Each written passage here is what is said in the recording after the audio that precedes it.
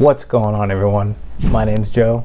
Thank you guys for tuning in. I really hope you find the information in this video to be really beneficial. Now that I'm done with my first 2 years of medical school, I figured I'd make some videos sharing some information with you guys about some of the things that I did that I felt were really beneficial, and then also wanted to share some things that I wish that I had known before heading into college. So in this video, I'm going to be sharing 3 tips with you guys that I feel any college student should know before starting their pre-med journey. Tip number 1. I feel like a lot of students aren't really sure what to expect in terms of difficulty when they start taking some of the pre-med courses, like your introductory biology courses with labs and chemistry courses, organic chemistry. And one concept that I think is very important that students understand is that courses are only as difficult as a professor chooses to make it. I personally know so many different people from different universities throughout the country who have started pre-med but ultimately ended up changing their goal and changing their dreams, all because of an introductory course that a professor made more difficult than was necessary because they wanted to weed out students from their course. My first tip for you guys is to research some of the professors at your university who will be teaching some of the various prerequisite courses in order to apply to medical school. And there are 2 popular ways that people go about doing this. There are websites that you can find out there that have reviews of different professors from different schools all across the country. The reviews are done by students who have taken the course, and by reading through some of these reviews, you can start to get a sense of the type of professor that's teaching the course, whether they are a professor who's going to be very helpful and straightforward about the information that they want you to know, or if they're the type of professor who's going to make the tests more difficult than what they teach in class. Back when I was an undergrad, one website that was really popular to find professors was a website called Rate My Professor. On this website, you'll be able to look up the different professors from your institution, and you'll be able to look up student-written reviews that talk about both the quality and difficulty of that professor and what students think of the class that they took with that professor. This website was so helpful in helping to ensure that I had a quality experience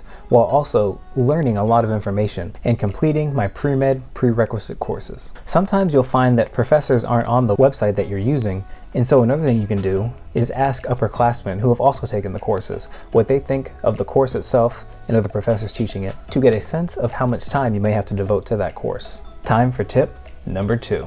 There are a lot of people who may not realize that you don't have to take all of your courses at the current institution that you're attending. One option that is available to you is the option to take a course at your hometown state institution. There are many reasons why you may want to utilize this path. For example, if you wanted to take an introductory biology or chemistry class at your institution, but all the spots filled up and you couldn't find spots, you could always take it over the summer to make sure that you don't fall behind on your timeline. Or for example, let's say if there's a math or science department at your school that you know is notorious for being difficult, then you can always take classes at your hometown state institution to avoid having to get a grade that could potentially mess up your GPA.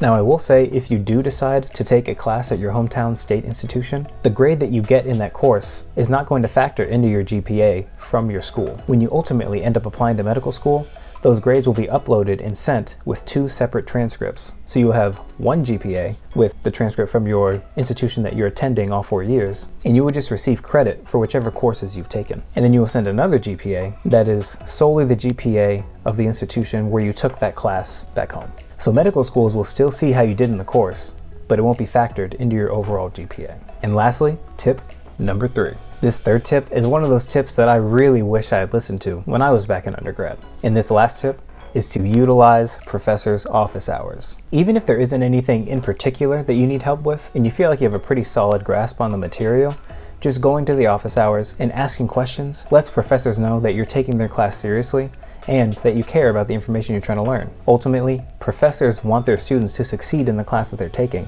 They just want to make sure that their students are taking the class seriously and really trying to learn the information well. So one thing you can do is at the beginning of each new exam block, you can go in to whenever your professor is having office hours or TA or whoever's there, and you can ask them which chapters would be really beneficial to study before the exam. More than likely, your professors would be happy to tell you which chapters are going to be most beneficial for studying in order to prepare for their exam. And as the professor starts to get to know you, they may even drop little hints here and there about what to study particularly for specific questions. That way, by reading through and outlining the chapters that the professor recommends during office hours, you can avoid missing any questions that the professor may ask that's on the exam that they didn't necessarily cover in class. So those are my 3 tips to help you hopefully build a solid GPA before applying to medical school. Thank you so much for watching. If you found the information helpful, please hit that like button. It really helps me out with the YouTube algorithm in helping to promote my channel. Also, if you enjoyed the content, please feel free to subscribe to my channel.